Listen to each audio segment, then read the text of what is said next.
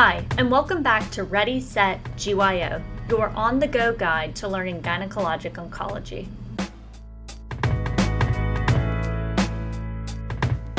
I'm Sydney. And I'm Maya. This is a podcast for fellows by fellows. We are here to help you explore the diagnosis and treatment of gynecologic cancers, master the standards of care, and stay on top of new practice-changing publications. Let's get ready to GYO! Today we are going to be discussing hereditary cancer syndromes in gynecologic oncology, including criteria for testing and considerations for counseling in patients considering testing. Maya, what are our learning objectives for today? Our learning objectives are to define hereditary cancer syndromes and inheritance patterns, to discuss criteria for germline genetic testing for hereditary cancer syndromes based on personal and family history, and to recognize that genetic testing is a complex, multidisciplinary process which requires pre- and post-test counseling to best serve our patients. Hereditary cancer syndromes describe the constellation of increased cancer risks seen in family or genetically linked groups due to pathogenic germline mutations in certain genes. There are many of these affecting all types of organ systems. Hereditary cancers often exhibit autosomal dominant inheritance, but can have other patterns of inheritance. They usually have earlier ages of onset compared to the same cancers in the general population. Hereditary cancer syndromes are different than familial cancers. Familial cancers also show up more frequently in certain families than the general population, but they don't tend to have the same inheritance pattern. For example, they aren't linked to a specific gene or the age of onset as true hereditary cancers. These can occur due to environmental or lifestyle factors, could be due to genetic variation in low penetrance genes, or chance clustering of sporadic cancer cases. Given that this is a gynecologic oncology podcast, we're going to stick exclusively to discussion of cancer syndromes involving the gynecologic organs. However, the principles we talk about are true in other hereditary cancers. These hereditary cancer syndromes can and do affect other organs, such as breast and GI, so it's important to plug each patient in with a clinic that can follow and manage their multi-organ screening. Many academic centers will have a hereditary cancer clinic, and we encourage you to use this resource if it's available to you. See note about our multidisciplinary team below. Sydney, you mentioned penetrance above, and I want to talk a little bit more about that. Penetrance describes the chance that a person with a genotype, like a BRCA1, RAD51C, or MSH2 mutation, will develop the phenotype, like development of breast, ovarian, or uterine cancer. Hereditary cancer syndromes can arise from high or moderate penetrance genes, and we wanted to review that concept quickly before diving in. With higher penetrance, there's a higher chance that people who inherit the gene will develop the cancers associated with that syndrome. The syndromes we talk about most commonly, including BRCA1 and 2 and Lynch syndrome, are high penetrance syndromes, where people with these mutations are very likely to develop these cancers. We'll talk specifics as we review each syndrome. Counseling for high penetrance syndromes is a little more straightforward, as the risk-benefit balance tips towards preventative actions. With moderate penetrance genes like RAD51C, RAD51D, BRIP1, and PALB2, the overall risk of cancer is lower, and they may develop later. As an example, for RAD51C, the overall risk of ovarian cancer is about 10 to 15%, and it doesn't rise above the risk in the general population until after ages 55 to 59. With a PALB2 mutation, that risk is 3 to 5%. With this lower lifetime risk associated with lower penetrance genes, the conversation about risk-reducing interventions becomes more nuanced. There isn't a strict cutoff for cancer risk at which risk-reducing interventions like screening imaging, biopsies, or surgery, depending on the cancer type, are recommended or not. In our next episode, we'll talk about management strategies for these lower penetrance hereditary cancer syndromes. Sydney, we talked about germline mutations in specific genes that cause these syndromes. Can you walk us through variants of unknown significance? How do we interpret these? As clinicians, what do we need to do if our patients are diagnosed with a VUS? Great question. A variant of unknown significance is a germline mutation that, at the time of genetic testing reporting, has not been definitively classified as pathogenic or benign. With multi-gene panel germline genetic testing, these occur relatively frequently. A VUS, even in a gene that is associated with a hereditary cancer syndrome like BRCA1 or 2, should not be treated as a pathogenic mutation, and patients should not be offered screening or preventative services for these mutations. It's helpful to know that the majority of VUS results eventually are reclassified as benign, up to 90%. In patients that have a VUS, the provider managing their genetic testing results, whether that be their OBGYN, gyn-onc, genetic counselor, breast surgeon, etc., will have to periodically check whether this variant has been reclassified. ClinVar is a website managed by the NIH which documents germline variants and gives information about their known pathogenicity based on previous available reports.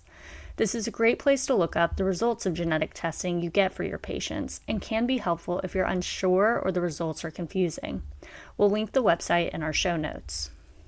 Okay, we've gone over the basics of hereditary cancer syndromes and type of genetic testing results, but how do we know who needs germline genetic testing? This is actually kind of complicated and has two specific phases or groups of people. First is identifying which patients who have a cancer diagnosis need germline genetic testing. This depends on the type of cancer and sometimes other factors like age of diagnosis and family history. Ovarian cancer is simple.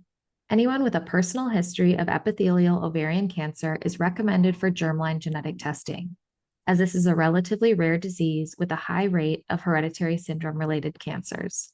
Up to 18% of epithelial ovarian cancers are associated with a BRCA1 or 2 germline mutation, and additional 5 to 10% are associated with other pathogenic germline variants.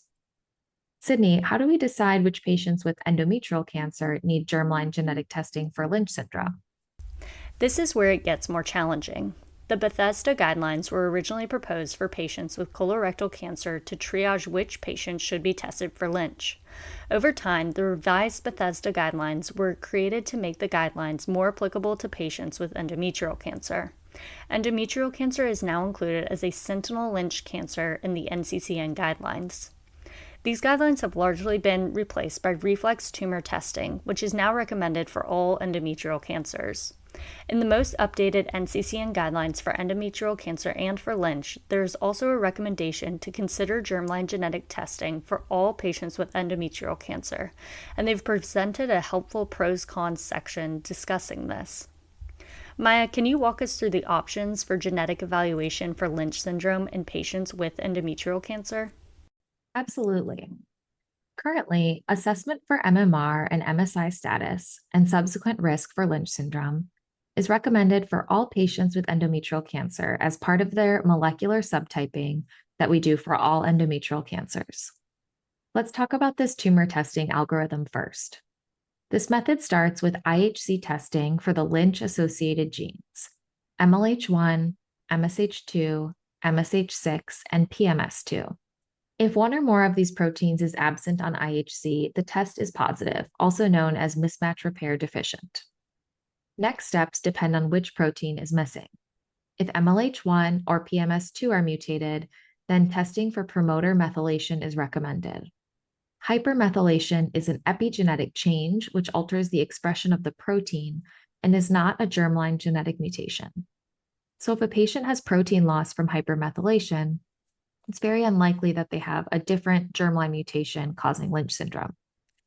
If there's no methylation in these two genes, or if one of the other Lynch proteins is missing, then germline testing is recommended. At some institutions, testing for hypermethylation may not be readily available, and in this setting, any patient with MMRD on IHC may be sent for germline testing. An alternate first step is to test the tumor for MSI, and then to test for hypermethylation if a patient has an MSI high tumor, and then to proceed to genetic counseling or testing. It's important to note that having an MSI high tumor or one with absent protein expression of one of the 4 Lynch genes doesn't mean that the patient actually has Lynch. About half of these patients will ultimately not have Lynch syndrome. The other strategy, which previously was not recommended due to concerns about test performance and cost effectiveness, is to do germline testing for all patients with endometrial cancer. The NCCN guidelines changed their recommendation in the most updated version to consider this for all patients. Between the guidelines for endometrial cancer and the guidelines for Lynch syndrome cancers, there's a helpful discussion of how to make this choice with pros and cons for different approaches. The NCCN lists universal multi-gene panel testing for all patients with endometrial cancer as an option to consider during initial evaluation, as an alternative to the previously discussed clinical and tumor-based criteria or family history alone. The benefits of this strategy include a higher chance of identifying people with Lynch than previously used strategies, and a higher yield for identifying patients with other non-Lynch pathogenic variants. Up to 14% of patients with endometrial cancer will have some pathogenic germline variant. Finding these would help inform treatment discussions, inform decisions for cascade testing in families, and would expand the scope of people who receive genetic testing for endometrial cancer. There are downsides to this approach.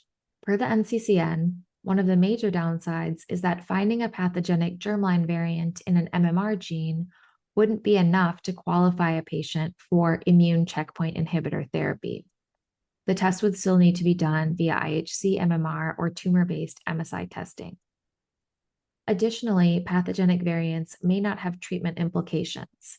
And as always, genetic testing can reveal unexpected results that may have other implications for the patient's life. Additionally, there's a high likelihood of identifying variants of unknown significance. Finally, our current infrastructure might not have adequate or sufficient access to genetic counseling services, which could result in patients receiving genetic testing results but not getting appropriately counseled and triaged to appropriate prevention or cascade testing services.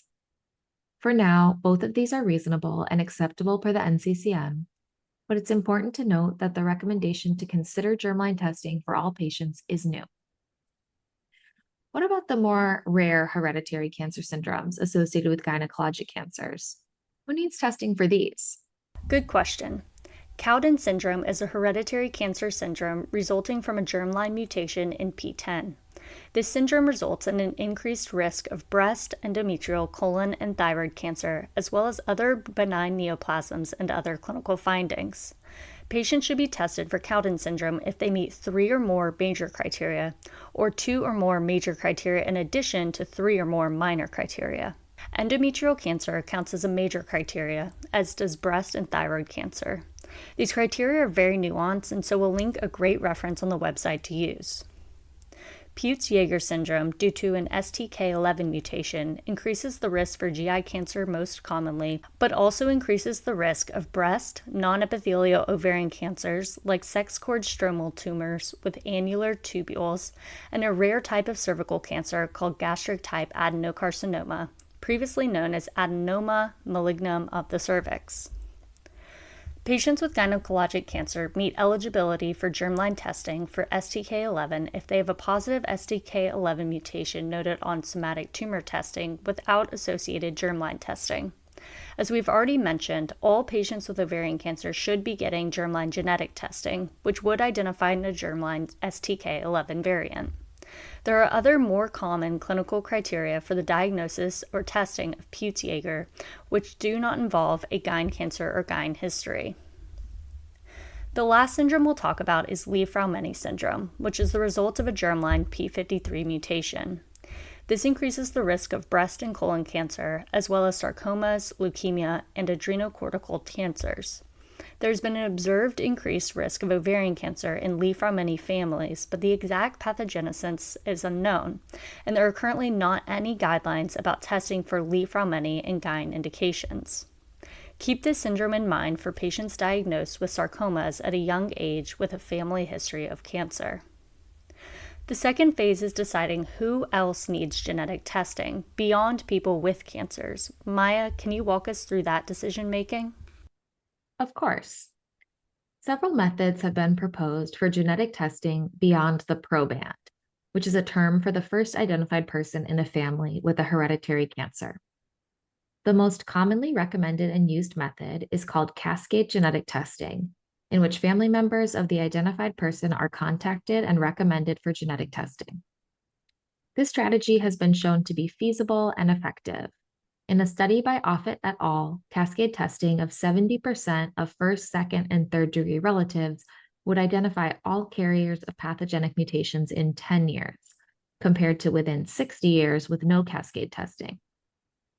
Genetic testing is also recommended for people who previously had genetic testing with limited panels if they meet criteria. Testing can be repeated with up-to-date multi-gene panel testing. Lastly, testing children less than the age of 18 is generally not recommended, as this would not impact medical management. For certain populations who have a higher risk of germline genetic mutations, like people of Ashkenazi Jewish descent, germline testing can also be considered, even in the absence of other risk factors. Other strategies include population-based testing, in which all patients are tested for higher penetrance genetic mutations for hereditary cancer syndromes, regardless of family history. While traditionally deemed excessive and not cost-effective, this might become more accessible in the future. Finally, traceback testing has also been proposed, in which genetic testing is performed on tumor registry specimens from deceased patients with cancer, and then the information is provided to family members. This is not used clinically and has significant ethical dilemmas. It is under research. Sydney, who would be recommended for cascade testing for hereditary syndromes for gyn cancers? This is a good question. There are specific algorithms with each hereditary cancer syndrome for completing cascade testing. We already talked about probands. The ideal strategy for all of these family history-based testing indications is to test the affected family member. If they are positive for a pathogenic mutation, then based on these criteria, other people should have genetic testing. Persons with a family history of ovarian cancer, first or second degree blood relative at any age, or a probability of a pathogenic variant greater than 5% based on probability models like the Tyrer-Cuzick, BRCA-Pro, or CanRisk, should have genetic counseling in consideration of genetic testing.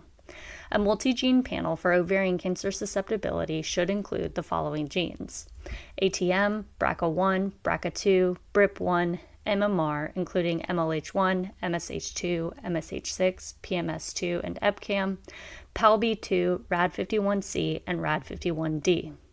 Maya, what about cascade testing for Lynch syndrome?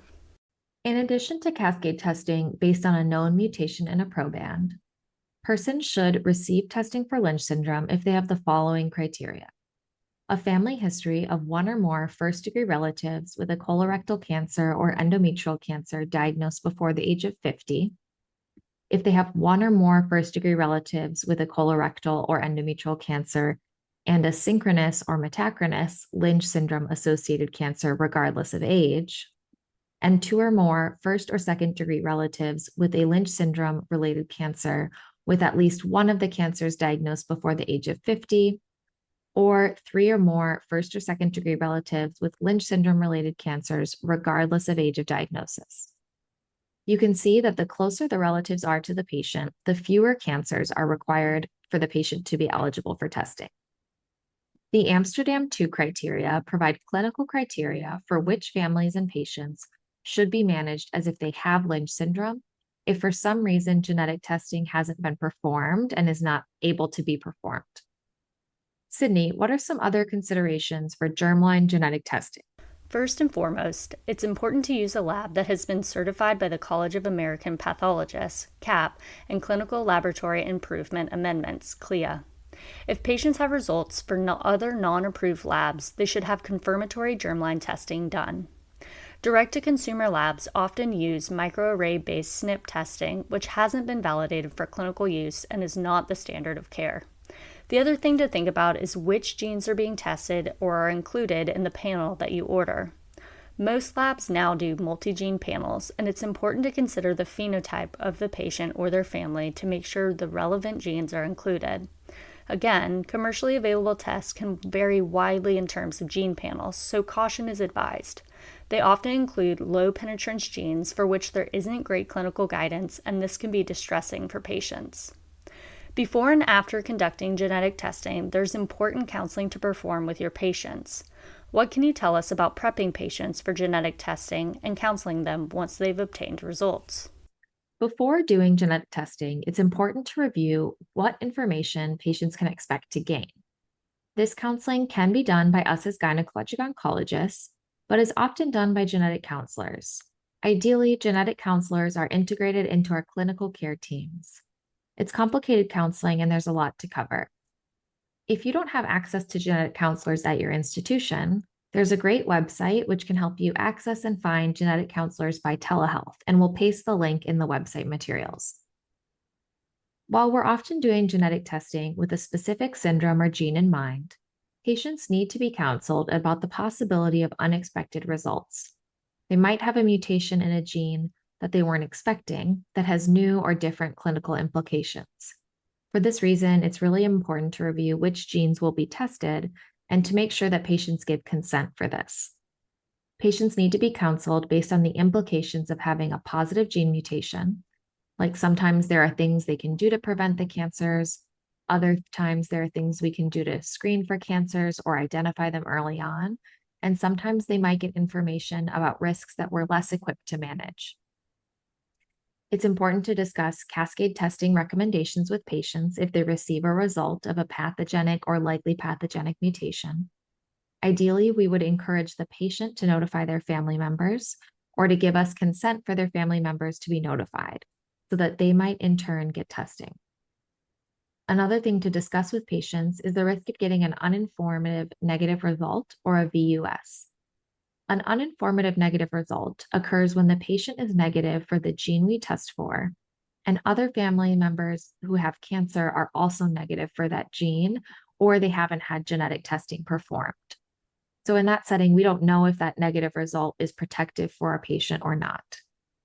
We should also pre-counsel our patients about the possibility of obtaining VUS results as discussed previously and the implications of this. Variants of unknown significance are more likely to be reported in patients of non-white race or Hispanic ethnicity.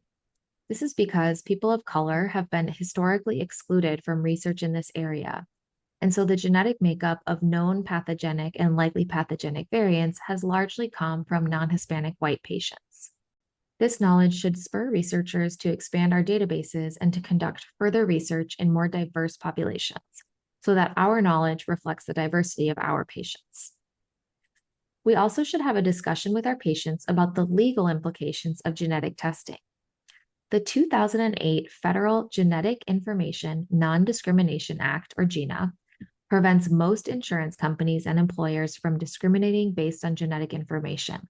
However, life insurance companies are still able to take these mutations into account when they're creating policies. That's a lot to cover. Sydney, what about after our results come back? If a patient has a pathogenic or likely pathogenic germline mutation, it's important to make sure they're plugged into a genetic counselor if they haven't been previously. Counseling in this setting should include a discussion of the results, the medical risks, and a discussion of options for prevention or screening. When conveying the results of a new pathogenic or likely pathogenic identified mutation, best practices are to convey risks for cancer as estimates, lifetime risks, as well as timing of when that risk starts to increase. Adherence to screening guidelines tends to decrease over time, so it's important to emphasize ongoing screening. If applicable, discussion of fertility preservation, options for IVF and genetic testing of potential embryos via pre-implantation genetic testing, PGT, and timing of family planning should also be had. Patients can be referred to a fertility or oncofertility specialist. At this point, patients should be referred to the appropriate oncology clinics, which often includes a specific hereditary cancer prevention clinic. While disclosure to family members should have been discussed before the testing was done, it should be rediscussed at this visit. Recommendations should be given for specifically which family members should have cascade genetic testing completed and how to convey those results. Being diagnosed with a hereditary cancer syndrome can be overwhelming and is distressing for patients. Facing Our Risk of Cancer Empowered, or FORCE, is a patient-facing organization which provides information and opportunities for community support for patients with hereditary cancer syndromes. This is an excellent resource to provide your patients. We'll include the website link on our show notes. In our next episode, we'll discuss management of patients diagnosed with all of these specific hereditary cancer syndromes. That's all we have for you today, and we hope you learned something on today's episode of Ready, Set, GYO. Here are your key takeaways from today's episode. Hereditary cancer syndromes describe the constellation of increased cancer risks seen in a family or genetically linked group due to pathogenic germline mutations in certain genes.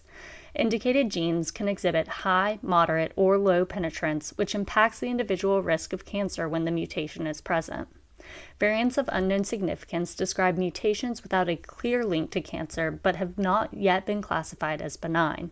While most of these eventually are reclassified as benign, they require periodic reevaluation until reclassified. Each suspected hereditary cancer syndrome has its own criteria for testing, and criteria depends on whether the patient themselves is affected with cancer or whether testing is based on family history. In general, patients with any blood relative with a pathogenic or likely pathogenic variant on their germline testing, a pathogenic or likely pathogenic variant on somatic testing, where germline testing would change systemic therapy treatment options, or are of certain ethnic groups like Ashkenazi Jewish, will qualify for genetic testing. The decision to perform genetic testing is complex, and pre-test counseling, selection of the most appropriate test, and post-test counseling are equally important parts of this process. The team should be made up of a genetic counselor, clinical geneticist, oncologist, surgeon, oncology nurse, or other health professional with expertise or experience in cancer genetics. Hereditary breast and ovarian cancer syndrome, Lynch syndrome, and Peutz-Jeghers syndrome increase the risk of ovarian cancer. Lynch syndrome and Cowden syndrome increase the risk of endometrial cancer. It's important to know which genes correlate with each of these syndromes and when patients warrant testing for these syndromes. This has been another episode of Ready, Set, GYO, your source for all things gyno. If you'd like to check out today's show notes, take some practice questions, or explore resources we use to create the podcast, head to readysetgyo.com, the companion website for our podcast. We encourage you to reach out if you have ideas for new episodes, questions or comments about existing episodes, or thoughts of how we can make this podcast even better suited for you. We're excited to continue to learn with you. To stay up to date on all things Ready, Set, GYO, check out our Instagram and Twitter at Ready, Set, GYO. To support us and our production of future episodes, check out our Patreon at Ready, Set, GYO. This episode was recorded by Sydney Oesch and Maya Gross. Our sound editors are Brogan Brown and Kylie Knight. Our media and website manager is Sky Jacobson. We'd like to thank Dr. Taylor Oriana, faculty at the Medical University of South Carolina, who reviewed the content of this episode for accuracy and completeness. Sydney and Maya signing off.